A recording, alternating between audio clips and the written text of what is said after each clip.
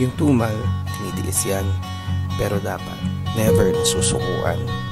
Sa negosyo, normal lang yung sobrang 90 days.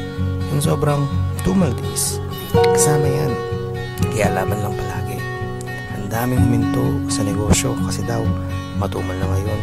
Ay nako, ganyan talaga sa negosyo. Hindi araw-araw Pasko. Ikaw din, sabi ko nga sa'yo, sa negosyo, matira mayaman.